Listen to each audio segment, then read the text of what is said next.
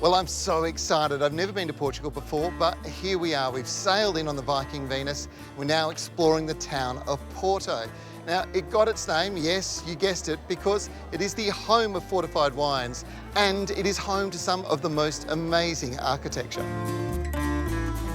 Straddling the Douro River, this is the connecting point for Viking river cruise ships, allowing you to take a cruise discovering the lush vineyards and terraced landscapes of the world's oldest demarcated wine region and a UNESCO World Heritage Site.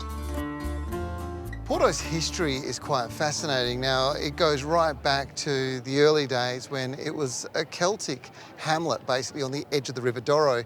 Now, it was the Romans who actually made this a major port because it's such an important river system, and they called it Porto. Now, of course, Porto ended up becoming the name of the city itself.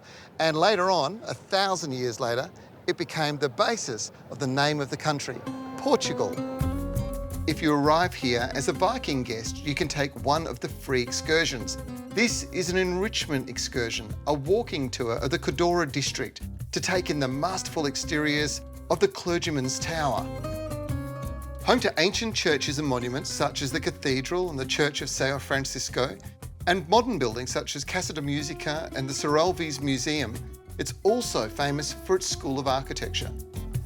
Now, this stunning bridge is built over the Douro River, and it's a very special bridge. You see, it's the Louis I bridge. It's built by Gustav Eiffel, who's probably more famous for, of course, the Eiffel Tower.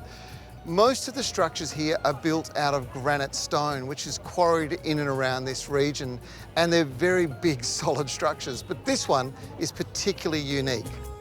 This was the ancient capital city for hundreds of years, but today Lisbon is the capital of Portugal. Porto is, however, exquisite, and exploring its old town by foot across cobblestone streets is an absolute treat.